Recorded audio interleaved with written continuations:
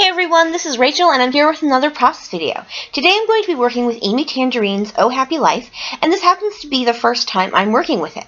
Now, what actually happened was I had a couple of videos I filmed back in September, but I managed to put them in the wrong folder, and when I was cleaning up my laptop I found a couple of them. So these are ones I've done several months ago, but I wanted to go ahead and do them again.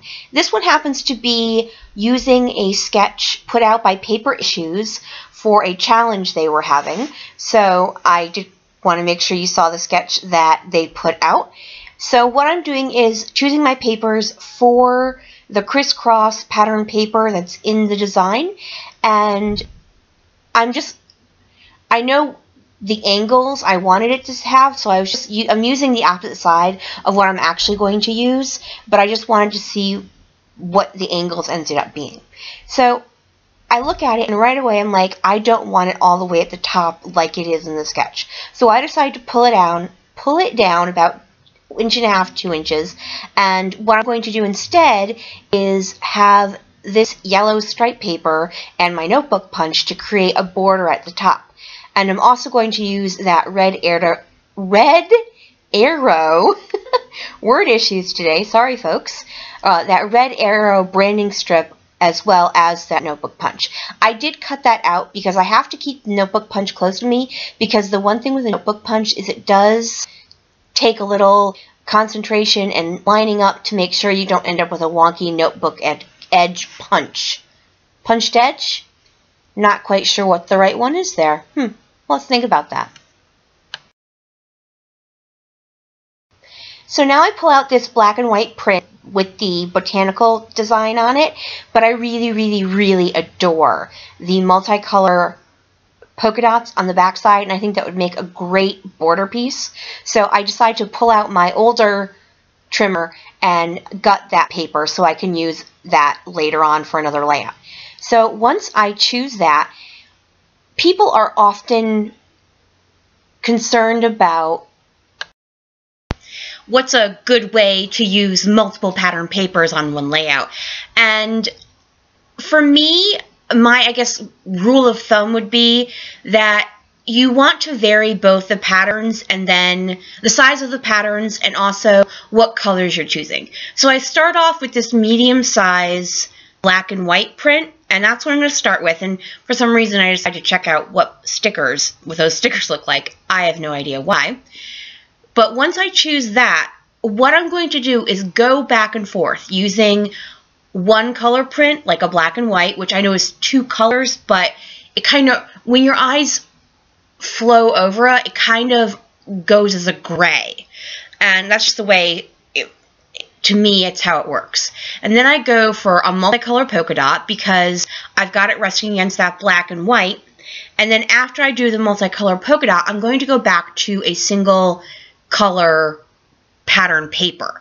So instead of choosing that multicolor arrow paper, because I've got the multicolor dots, I'm going to go with this tone-on-tone yellow stripe paper, not only because it reads as almost a single color, but also because the pattern is just incredibly small. So it just lets your eye kind of roll over it and you get an idea of the whole page. Even though, because this layout is very concentrated in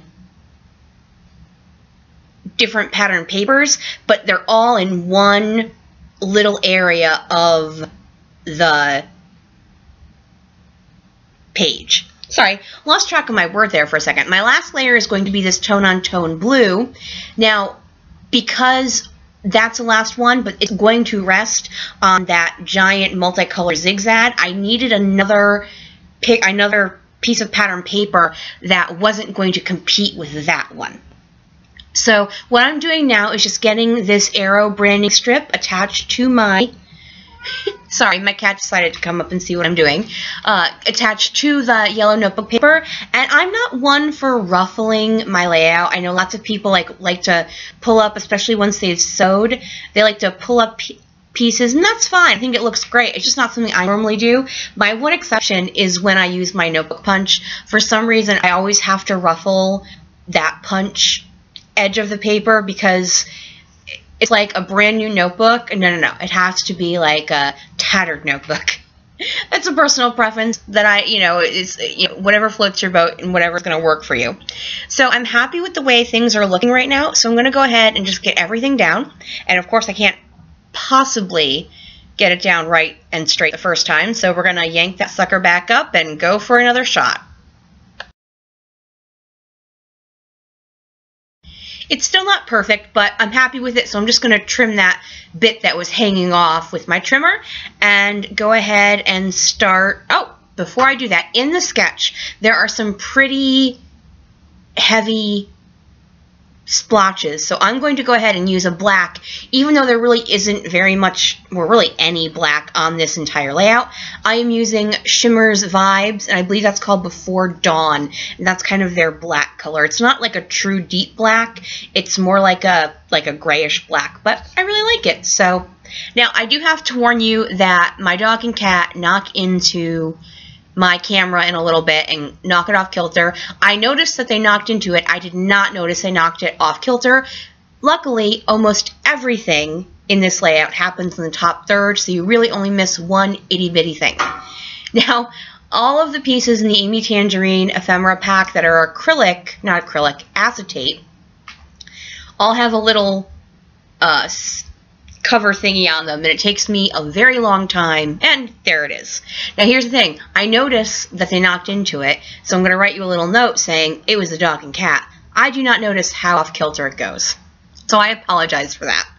As I was saying, it takes me forever to get those acetate cover pieces off, so I just did cut that part out. I am being more I had asked a question whether you wanted me to cut things out or whether you wanted me to just speed it up, and you guys said you'd rather have it sped up a little bit, just for stuff that's super repetitive, but I did end up cutting that out because it took me almost a minute to do it.